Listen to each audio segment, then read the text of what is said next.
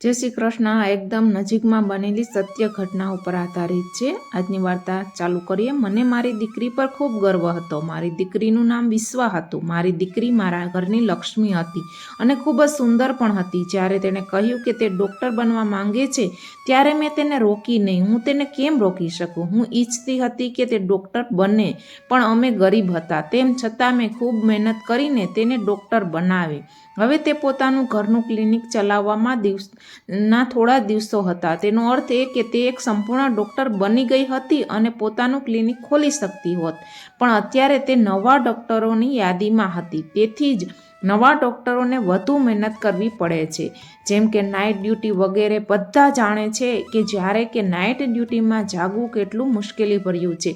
ज्यारे तेने मने कह्युं के हूँ नाइट ड्यूटी पण हशे त्यारे मने खूब चिंता थई। मैं कह्युं के दीकरी तू घरे नहीं आवे त्यां सुधी मने चिंता थशे। ते मारी एकमात्र पुत्री हती।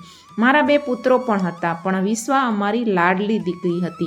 तेना पिता पण तेने खूब ज प्रेम करता हता। तेनी एक फई पण घरमां रहती हती। तेणी पण तेने खूब ज प्रेम करती हती। तेणे कह्युं के ते ड्यूटी बदली करावी सके तेम नथी। तेणीए मने खूब ज प्रेमथी अने खूब ज नम्रताथी समजावी।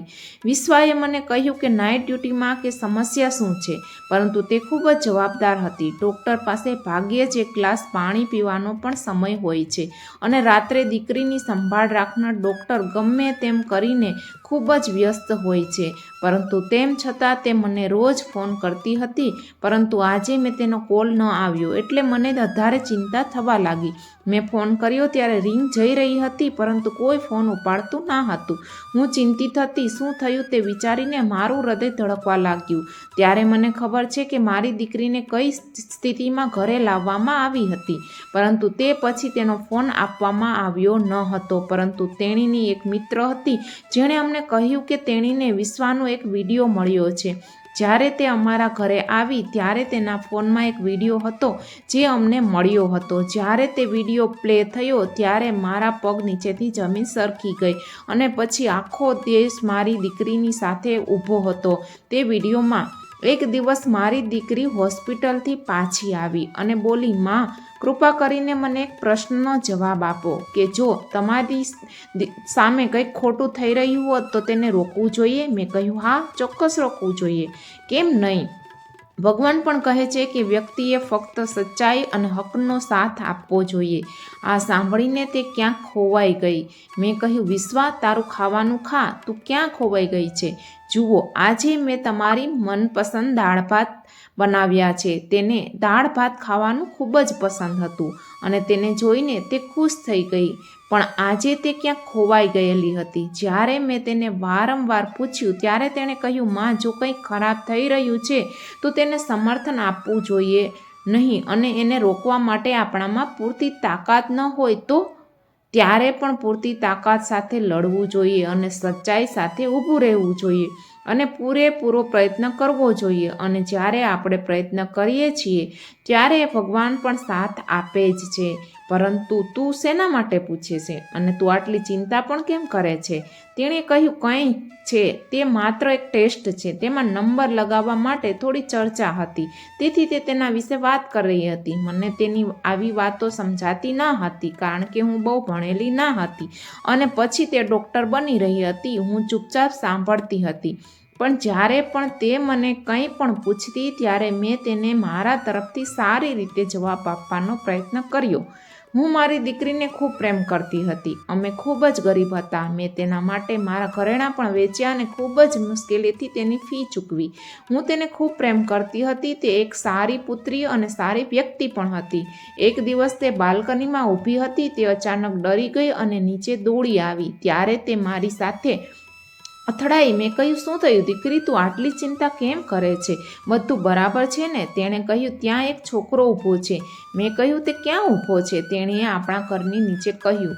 મેં કહ્યું, તો શું થયું? અહીં ઘણા લોકો આવે છે અને જાય છે, કેટલાક ઊભા પણ હોય છે। મેં કહ્યું, ચિંતા ના કર, તે રોજ આવે છે અને આપણા ઘર સામે રોજ જોવે છે અને હળવી મુસ્કાન પણ આપે છે। મને લાગે છે કે રોજ મને જોવે છે અને મને ખબર નથી કે એ શું વિચારતો હશે। મેં કહ્યું, તને કંઈ જ કહેવાની કોશિશ કરે તો તેને જબડા તોડ જવાબ આપજે. ત્યારે તે નાઇટ ડ્યુટી પર જઈ રહી હતી અને હું બાલ્કનીમાં આવી. ત્યારે તે ઘરની બહાર આવીને ઊભો હતો.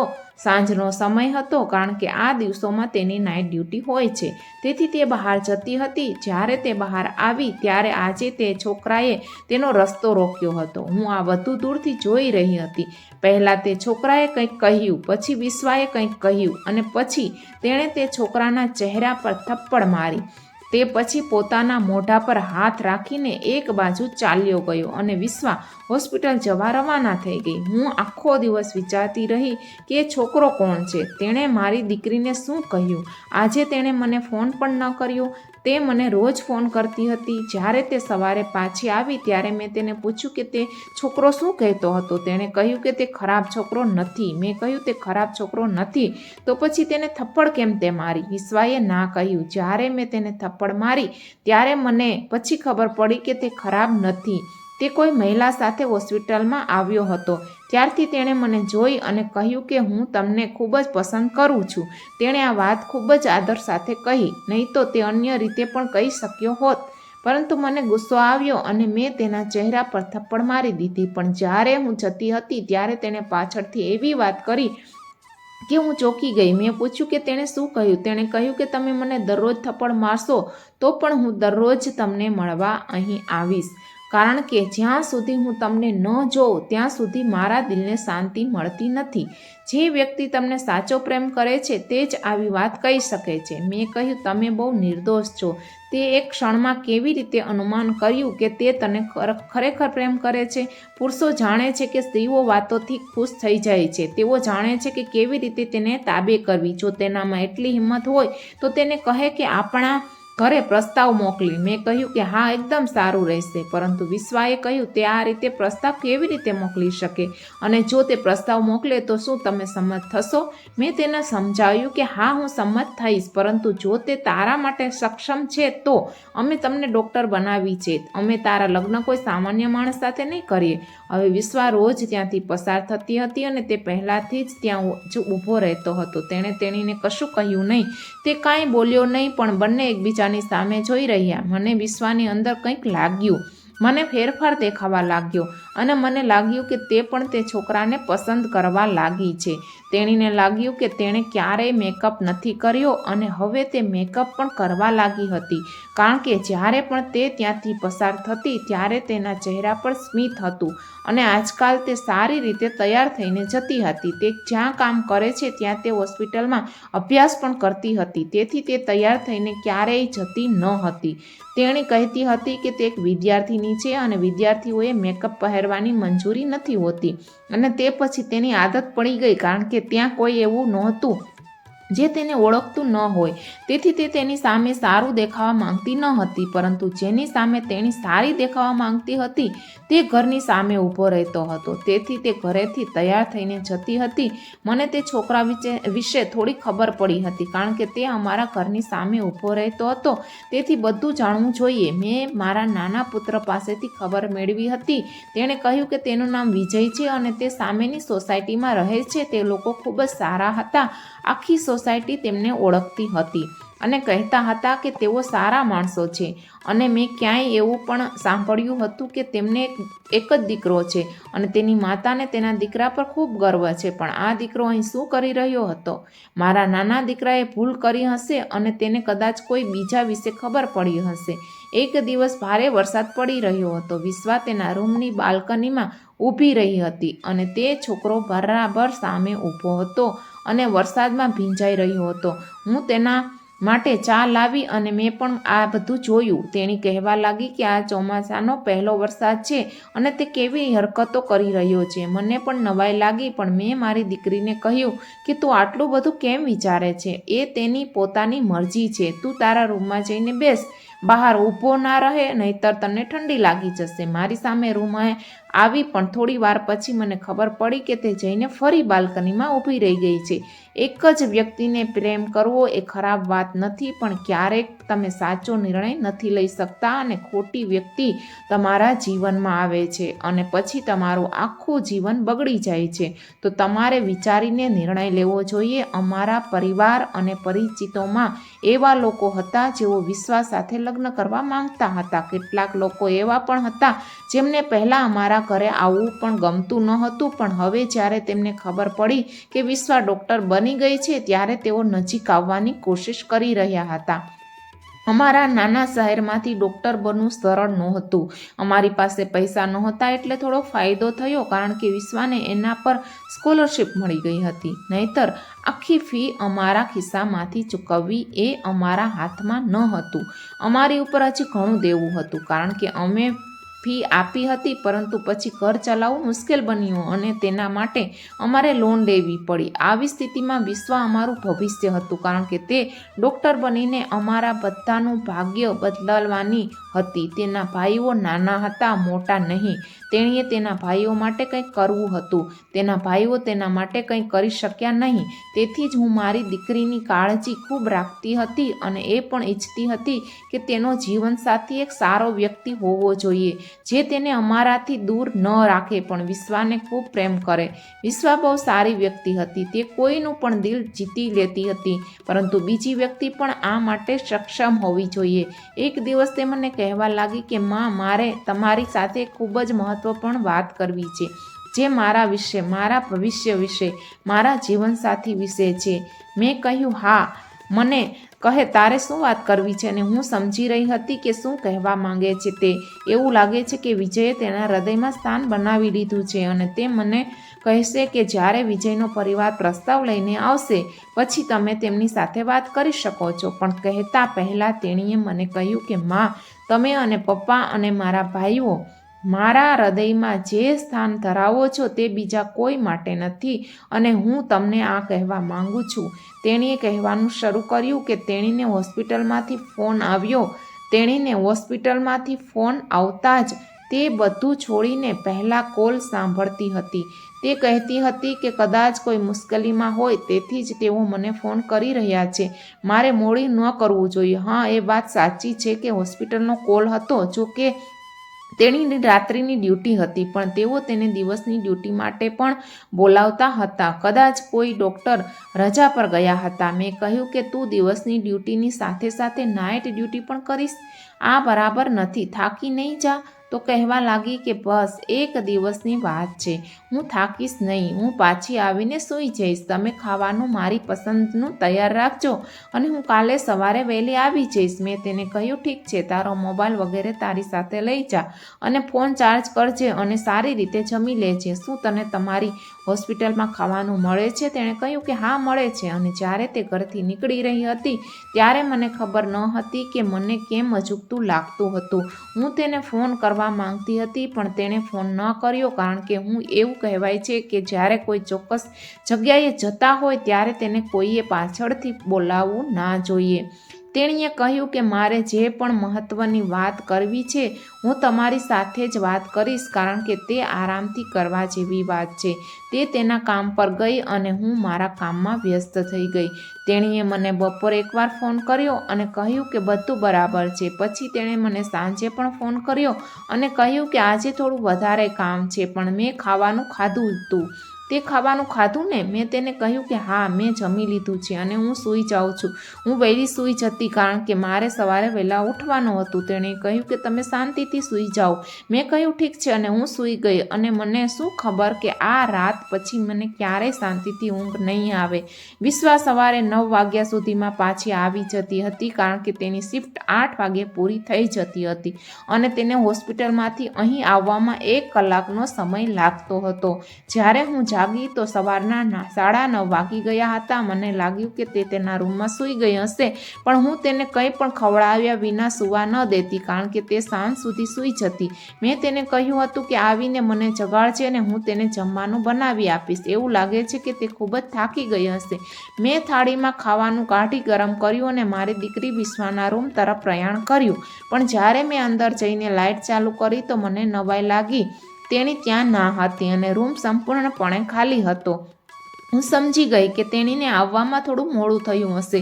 હું બરાબર ગઈ ત્યારે તે છોકરો પણ ઊભો ત્યાં નહોતો. મને ખાતરી હતી કે વિશ્વા તેના વિશે વાત કરશે અને હું પહેલેથી જ વિચારી રહી હતી કે તે લોકો પ્રસ્તાવ લઈને આવી જશે તો મારે સગપણ નક્કી કરી દેવું કે નહીં.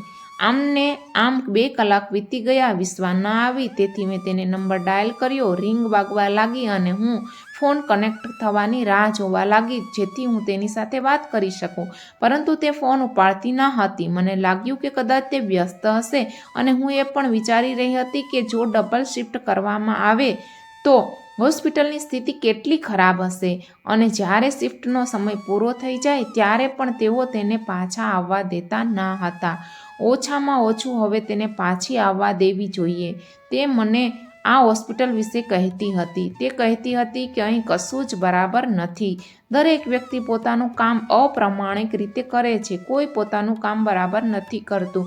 પછી તે સફાઈ કામદાર હોય કે ડૉક્ટર, દરેક પૈસાની પાછળ ભાગતા રહે છે અને ગમે તેમ કરીને તે લોકો પોતાના કામમાં આવું જ કર્યા કરતા હતા. હું તેને કહેતી હતી કે તમે તમારું કામ સારી રીતે કરો, બાકી બધાએ ભગવાનને મોઢું બતાવવું જ પડશે અને ત્યારે તમારે પણ તમારું બતાવવું પડશે, પણ તેના કારણે મારા કામ પર અસર થાય છે.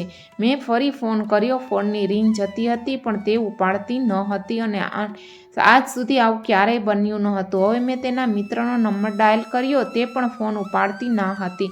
મને નવાઈ લાગી. હવે આ સિવાય મારી પાસે બીજો કોઈ નંબર નહોતો. હું ફોન કોને કરું? પછી તેના મિત્રએ ફોન ઉપાડ્યો. મેં કહ્યું, દીકરા, વિશ્વા ક્યાં છે? તેણી ફોન ઉપાડતી નથી. તેણીએ કહ્યું, અમે પણ તેને શોધી રહ્યા છીએ. આ સાંભળીને મને નવાઈ લાગી. તમે શું શોધી રહ્યા છો?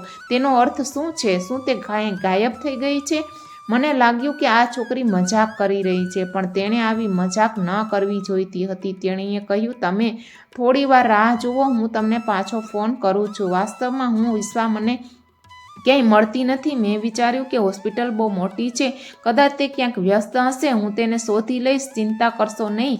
મેં કહ્યું, સારું. હોસ્પિટલ બહુ મોટી હતી. તમે એક દિવસમાં આખી હોસ્પિટલ ના જોઈ શક્યો કારણ કે ત્યાં એક જ કોલેજ પણ હતી. મેં તેને કહ્યું. તેણે મને કહ્યું કે હું થોડો સમય પછી ફોન કરીશ. Okay aunty. મને તેના અવાજમાં ગડબડ અનુભવાઈ રહી હતી કે મામલો શું હતો. મેં થોડી વાર પછી ફરી ફોન કર્યો અને કહ્યું, મને વિશ્વાસ સાથે વાત કરવા દો. તેણીએ કહ્યું, આંટી, વાત એવી છે કે હું હજી સુધી તેને મળી નથી અને તે હજી આમ કહી રહી હતી. ત્યારે અચાનક તેના મોઢામાંથી ચીસ નીકળી ગઈ. અરે, શું થયું? તેણે કહ્યું, તમે ઝડપથી અહીં આવી જાઓ. આ સાંભળીને મને આશ્ચર્ય થયું. મેં કહ્યું, પણ શું થયું? મને કહો. બધું સારું છે ને? મારું હૃદય બેસી રહ્યું. તેણીએ કહ્યું કે મને વિશ્વા મળી ગઈ છે. મેં કહ્યું, ઠીક છે. તેને કેમ છે? મહેરબાની કરીને મને તેની સાથે વાત કરવા દો. તેણીએ કહ્યું કે હું તમને વાત કરવા નહીં દઉં. બસ તમે હોસ્પિટલ આવો. જ્યારે મેં પૂછ્યું કારણ કે મને બરાબર સમજાયું ન હતું ત્યારે તે રડવા લાગી અને કહ્યું, હવે બસ તમે આવો આંટી. હું ફક્ત વિચારી રહી હતી કે જો આ છોકરી મજાક કરે છે તો હું તેને ક્યારેય માફ નહીં કરું. મારા બંને પુત્ર ઘરે નહોતા. મેં ઘરેથી નીકળી. વિજય પણ સામે ઊભો નહોતો. હું તરત જ હોસ્પિટલ જવા રવાના થઈ. રસ્તામાં પણ હું મારી દીકરીને ફોન કરતી રહી. જો મને તેણી મળી ગઈ હોત તો તે શા માટે મારો કોલ ઉપાડતી નથી? કારણ કે રિંગ જતી રહી હતી. એવું નહોતું કે તેનો ફોન સ્વિચ ઓફ હતો. તો પછી તે ફોન કેમ ઉપાડતી ન હતી? જ્યારે હું હોસ્પિટલ પહોંચી ત્યારે ત્યાં વિચિત્ર વાતાવરણ હતું. હોસ્પિટલમાં હંમેશા ભીડ હોય છે. બરાબર એમ્બ્યુલન્સ ઊભી હોય છે. કોઈ રડતું હોય છે, કોઈ બૂમો પાડતું હોય છે, કોઈ વાત કરી રહ્યું હોય છે. આ બધું સામાન્ય હતું, પણ મને જોઈને લોકો મારી સામે વિચિત્ર નજરે જોઈ રહ્યા હતા અને ત્યાં જાણે મારાથી કંઈક છુપાવાઈ રહ્યું હતું. જાણે કંઈક એવું છે જે બધા જાણે છે પણ હું જાણતી નથી. હું ચિંતિત હતી પણ હું ક્યારેક અહીં આવતી હતી. તેણીએ મને તેના લગભગ તમામ મિત્રો અને શિક્ષક અને બધા જ ડૉક્ટરો સાથે મુલાકાત કરાવેલી હતી. હું રિસેપ્શન પર ગઈ અને પૂછ્યું કે અત્યારે ડૉક્ટર વિશ્વા ક્યાં મળશે? તો તેણે કહ્યું, તમે બીજા માળે જાઓ, તમને ખબર પડી જશે. આ વાત પણ અજીબ હતી. જ્યારે હું બીજા માળે ગઈ ત્યારે તેની મિત્ર મારી સામે જ ઊભી હતી અને ઘણા લોકો ઊભા હતા. તે એક વિચિત્ર માહોલ હતો. ત્યાં પગ રાખવા માટે પણ કોઈ જગ્યા ન હતી. મને એવું લાગતું હતું કે તે તેની વસ્તુઓ મફતમાં વહેંચી રહી છે અથવા કંઈક મોટું થયું છે કે આ બધા લોકો અહીં એકઠા થયા છે. જ્યારે વિશ્વાની મિત્રએ મને જોઈ ત્યારે તે રડતી રડતી મારી પાસે આવી અને કહ્યું કે શું થયું છે? હું નથી જાણતી આંટી, હું ત્યાં ન હતી. જો મને ખબર હોત તો મેં ચોક્કસ કંઈક કર્યું હોત. મેં કહ્યું, તું શું બોલે છે? શું થયું? વિશ્વા ક્યાં છે? તો તેણે મને એક જ લાઇનમાં કહ્યું કે વિશ્વા હવે આ દુનિયામાં નથી. અને મને એવું લાગ્યું કે જાણે મેં આ સાંભળ્યું જ નથી, પણ વાસ્તવમાં તે સાંભળ્યું હતું અને આ વાત મારા હૃદય સુધી પહોંચી ગઈ હતી. મારી હાલત વિચિત્ર બની ગઈ હતી. ત્યારે એક માણસ ત્યાં આવ્યો અને બોલ્યો, શું તમે ડૉક્ટર વિશ્વાજીની માતા છો?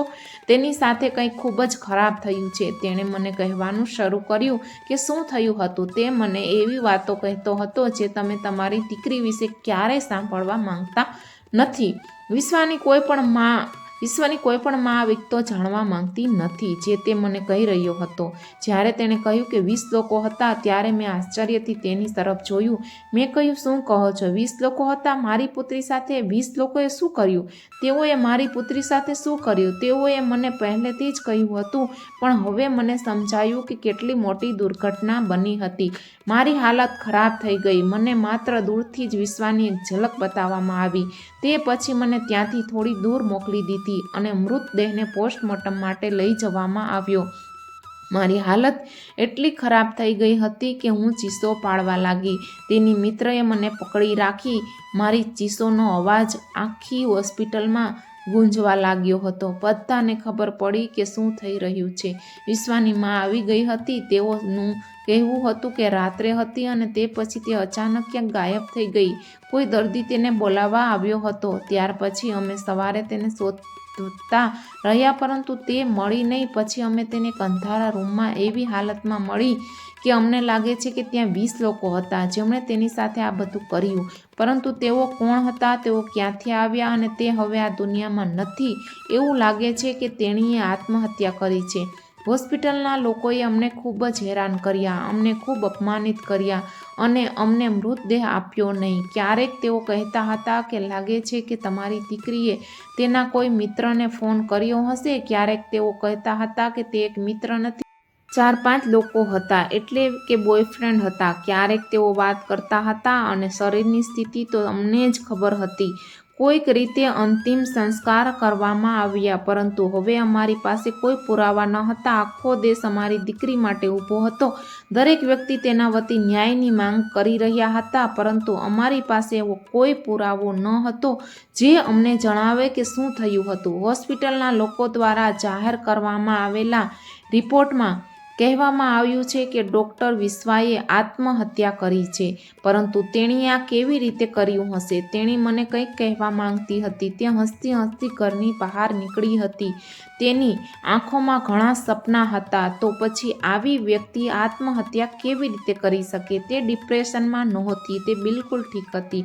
તેની સાથે કોઈ વાંધો નહોતો. અમે તેણીને પૂછ્યું કે તેણીનો ફોન ક્યાં છે. તેઓએ તે અમને આપવો જોઈએ, તેણીની બેગ વગેરે. તેઓએ તેણીની બધી જ વસ્તુઓ અમને પાછી આપી. તેણીની વસ્તુઓ તૂટી ગયેલી હતી, પરંતુ તેઓએ અમને વિશ્વાનો ફોન આપ્યો ન હતો. અમને નવાઈ લાગી કે તેઓએ ફોન કેમ ન આપ્યો. તેઓએ કહ્યું કે તે સાબિતી તરીકે અમારી પાસે રહેશે, પરંતુ તેમને તેના ફોન સાથે શું લેવા દેવા છે? જ્યારે તેઓ પોતે કહેતા હતા કે આ તો આત્મહત્યા છે, તો તેઓએ પુરાવા કોને બતાવવાના હતા? અમે કોઈક રીતે તેનો ફોન મેળવવાનો ઘણો પ્રયાસ કર્યો, કારણ કે ફક્ત ફોન જ કહી શકે છે કે તેના જીવનમાં શું ચાલી રહ્યું હતું, પરંતુ તેઓએ અમને તેનો ફોન આપ્યો નહીં. 3 દિવસ વીતી ગયા અને 3 દિવસ સુધી મેં વિજયને પણ જોયો નહીં. શું તેને ખબર ન હતી કે વિશ્વા સાથે શું થયું છે? તેણીએ આ દુનિયા છોડી દીધી હતી. આ સમાચાર આખા દેશમાં ફેલાઈ ગયા હતા. તો પછી તેને કેમ ખબર ન પડી? એવું લાગે છે કે તે ડરી ગયો હતો અને તેના રૂમમાં બેઠો હતો. તે બહાર આવવા માંગતો ન હતો કે તેની પણ પૂછપરછ કરવામાં ન આવે, કારણ કે એને ખબર ન હતી કે પોલીસ અહીં કેટલી વાર આવી હતી.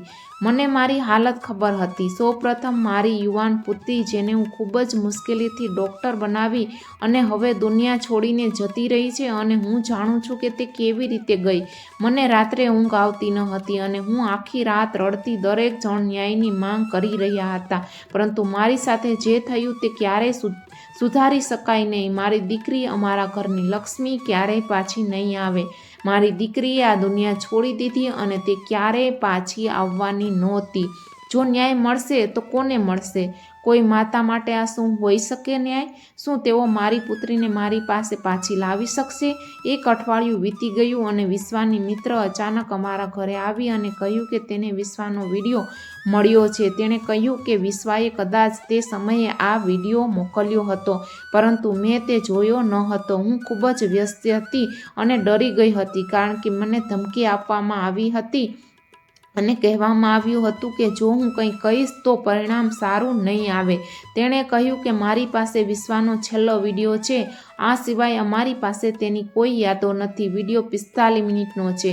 મેં હજુ સુધી જોયો નથી, પરંતુ મને લાગ્યું કે તમને જાણવું જરૂરી છે. અમે તરત જ એ વિડીયોને ટીવી સાથે કનેક્ટ કરી દીધો, જેથી દરેક તેને જોઈ શકે. બધા વિશ્વાને જોવા માંગતા હતા, પરંતુ જ્યારે અમે વિડીયો જોયો ત્યારે અમે ચોંકી ગયા. એવું લાગી રહ્યું હતું કે આ વિડીયો તે ક્ષણનો છે જ્યારે બધા ત્યાંથી નીકળી ગયા હતા. વિશ્વા કહી રહી હતી કે તે જીવિત છે અને તેણે આ વિડીયો બનાવીને તેના મિત્રને મોકલ્યો હતો. કદાચ તેણીને તેના એકાઉન્ટમાંથી ડિલીટ કરી દીધો હશે. એટલા માટે તેઓએ અમને આજ સુધી પૂછ્યું નથી કે અમને કોઈ વિડીયો મળ્યો છે કે નહીં. તેણીની હાલત ખૂબ જ ખરાબ હતી. તેના ચહેરા પરથી સ્પષ્ટ દેખાતું હતું કે તેણી પીડામાં હતી. તે કહેતી હતી કે હોસ્પિટલનો સ્ટાફ કંઈક ખરાબ કરી રહ્યો છે. હું બધું જાણી ગઈ છું, તેથી જ તેઓએ મારી સાથે આ બધું કર્યું, જેથી હું ચૂપ રહી શકું. દર્દીઓને સારી સારવાર આપવામાં આવતી નથી. ઘણી ખરાબ વસ્તુઓ થઈ રહી છે. હોસ્પિટલની થોડી વધુ માહિતી આપ્યા બાદ તેણીએ કહ્યું, માં, કૃપા કરીને મને માફ કરો અને વિજયને પણ કહેજો કે મને માફ કરી દે. મેં તેની સાથે લગ્ન કરવાનું વચન આપ્યું હતું અને હવે હું તેને જ કહેવાની ના પાડતી, પણ હવે હું કંઈ કરી શકીશ નહીં. કોઈ મને બચાવી શકશે નહીં. તેણીએ તેના ભાઈઓના નામ લેવાનું શરૂ કર્યું. ચિંતા કરશો નહીં અને તમે બધા મારી સારી કાળજી લીધી છે. અંતે તેણે કહ્યું, હું તમને બધાને ખૂબ પ્રેમ કરું છું. તમે બધા મારા માટે ખૂબ જ ખાસ છો. હું જ્યાં પણ હોઈશ હું તમને બધાને યાદ કરીશ. મારા માટે ઉદાસ ના થાશો. આ વિડીયો જોયા પછી મારું દિલ ખૂબ દુઃખી થઈ રહ્યું છે. વિશ્વાની મિત્ર કહી રહી હતી કે આપણે આ વિડીયો વિશે કંઈક કરી શકીએ અને ન્યાય મેળવી શકીએ. હું ફરીથી આવા ભારે દુઃખમાં ચાલી ગઈ. એક અઠવાડિયા પછી અમને ખબર પડી કે વિજયે આત્મહત્યા કરી લીધી છે. જ્યારે તેને ખબર પડી કે વિશ્વા સાથે કંઈક ખરાબ થયું છે અને તે હવે આ દુનિયામાં નથી, ત્યારે તેણે પણ ઝેર પી લીધું. તેણે જીવનનો અંત આણ્યો. આ સમાચાર સાંભળીને અમને વધુ આઘાત લાગ્યો. મને ખરાબ લાગ્યું. વિજય તેના માતા પિતાનો એક જ પુત્ર હતો, એટલે કે તે વિશ્વાને ખૂબ જ પ્રેમ કરતો હતો. જ્યારે તેને ખબર પડી કે વિશ્વા હવે આ દુનિયામાં નથી, ત્યારે તેણે પણ આત્મહત્યા કરી લીધી. હવે આ ઘટનાને 1 મહિનો થવા જઈ રહ્યો છે, પરંતુ હજુ સુધી કોઈ સાચા ગુનેગારો સુધી પહોંચી શક્યું નથી. દરેક વ્યક્તિ પોતપોતાની વાતો કહે છે, પોતપોતાની વાર્તાઓ કહે છે. ઘણા લોકો મારી પાસે આવ્યા, મને દિલાસો આપ્યો, કહ્યું તે બધું સારું થઈ જશે, પરંતુ મારાથી કંઈ થઈ રહ્યું નથી. તમે લોકો મને કહો કે હવે આપણે શું કરવું જોઈએ. દિવસો પસાર થઈ રહ્યા છે અને આ બધા માટે જવાબદાર લોકો હજુ સુધી પકડાયા નથી.